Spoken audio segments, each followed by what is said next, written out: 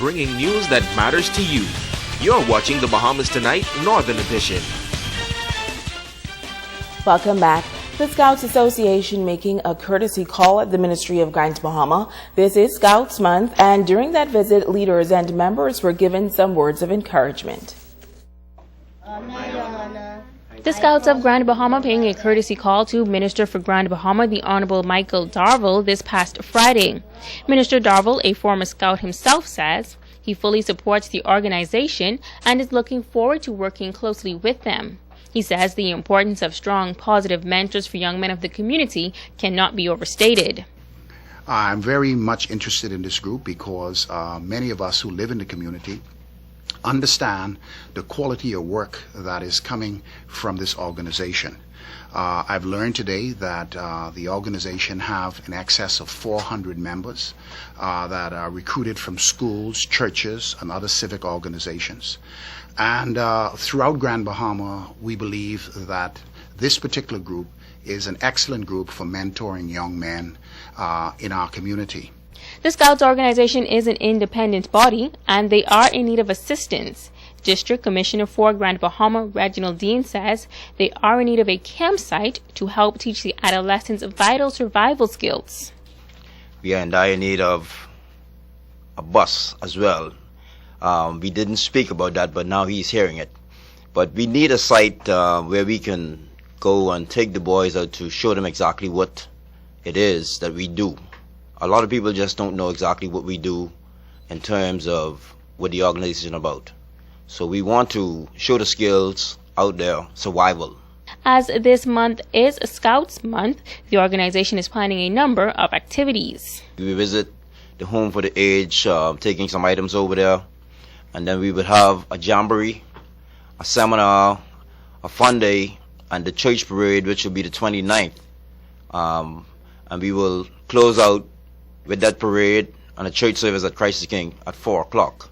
Skipper for the 3rd Grand Bahama Sea Scouts, Patrick Ferguson, is inviting the entire community to show their support. This is going to be a beautiful parade. Flags will be flown all over the streets, and we want to see numbers out. You will be surprised to see how many boys we have here in Grand Bahama. Minister Darville was also pinned during the morning's visit. Megan Shepard, ZNS Network News. Well, the Ministry of Tourism joining hands with a local church to honor a former tourism official for her contributions to the development of tourism in the country. Senior Director of the Northern Bahamas, Jerissa Edwards Ouden, recently retired after many years in the industry. Her former bosses, David Johnson and Angela Clare, praised Ouden for her innovative energy and as a pioneer in the industry. She has mentored and trained so many others. She has been responsible for the advancement by way of promotion or training of so many Bahamians. She brought tourism to the communities in Grand Bahama, Abaco, Bimini, Andros, and the Berry Islands. By that, she got the community involved and behind her programs. She was transparent, she was trustworthy, and she will give you advice without any regard to a benefit for herself. She was unselfish. She lived and believed the golden rule. She respected everyone, and we came today to tell her how much we love her, how much we appreciated her contribution. She really was the first person to take over as a director of tourism for Family Island. And it was interesting that Abaco was chosen. And you know, when she left Abaco, that island was getting 100,000 air visitors per year. The number's gone down now, but that is what she was able to do, 100,000 annual air visitors per year. And she did that simply by developing a plan, involving the local community, empowering people. Current Director of Tourism at Grand Bahama, Betty Bethel, says Edwards Ouden was a trailblazer when it came to product development.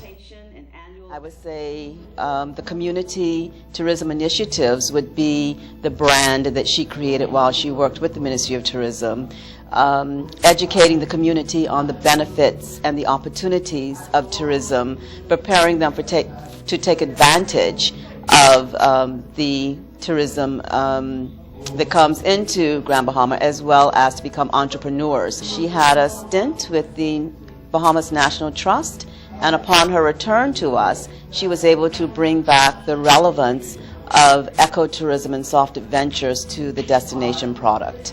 I was given that opportunity to contribute not only to Grand Bahama, my native community, but to several other islands. And I think this is something that, you don't see often. And so I'm really thankful. I had a wonderful time doing it. I enjoyed it to the hilt. I got the opportunity to help, and I got paid for it. And so I'm thankful. At this point, at the point of my retirement, I had no regrets. Now, that service was held at Living Water Assembly. And after 2 full weeks of competition, the National Arts Festival came to a close on Grand Bahama on Friday. As Kimberly Mullings tells us, adjudicators say they are impressed with the level of talent among the students. The adjudicators of this year's National Arts Festival agree that there is a wide array of talent in the Bahamas, especially on Grand Bahama Island. Assistant Secretary Alfred Dean says he's pleased with the growth of this festival that was launched in 1959. We've had a lot of participants in Grand Bahama this year, and every year gets better and bigger. I've heard some great things about the drama classes and how well they're doing. Music, again, is doing an awesome job, and dance. Dean notes that each time a class is adjudicated, those watching have high expectations for GB performance. Looking for that one spark, that brightness that's going to light up. And we've seen 1 or 2 of those, and they are stage ready to perform if they're called. When it comes to dance, adjudicator Lawrence Carroll says he's convinced that the level of competition in Grand Bahama keeps getting better every year. It builds from the beginning to the end. It always gets better and better and better each time. So I always look forward to day 2 and day 3, because in day 2 and day 3 I'm seeing a little bit more advanced technique. Carroll says he hopes the local artists across the country get an opportunity to showcase their talents and skills to a wider audience. It's very competitive. However, I think we need to find a way to showcase all the really, really talented individuals that are in the system, because it's very unfortunate because only 4 of us see all the talent throughout the Commonwealth. Music adjudicator Elizabeth Thornton has over 40 years of experience in music.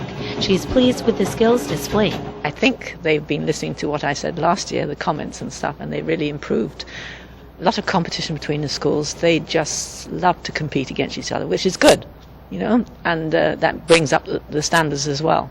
There are some very high standards, especially in the strings and the violins, and they were some very professional sounding people, but getting scholarships, of course, is always difficult. The standard is high, and that's thanks to the teachers who've been teaching them, of course. We must not forget the teachers, because they do all the hard work. The Arts Festival wrapped up on Friday afternoon.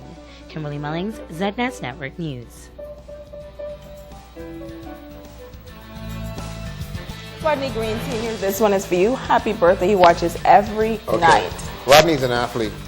Okay? Rodney Green. Here's your application, official application. I'm putting it in your hand. Thank you. For the fun run and walk. Yes. Ladies and gentlemen, I officially will let you know that she ain't gonna make it. She'll be asleep 6 o'clock in the morning. That's going to do it for us here in the North on behalf of our entire ZNS News. I'll be here on Saturday. She won't. The Bahamas Tonight continues.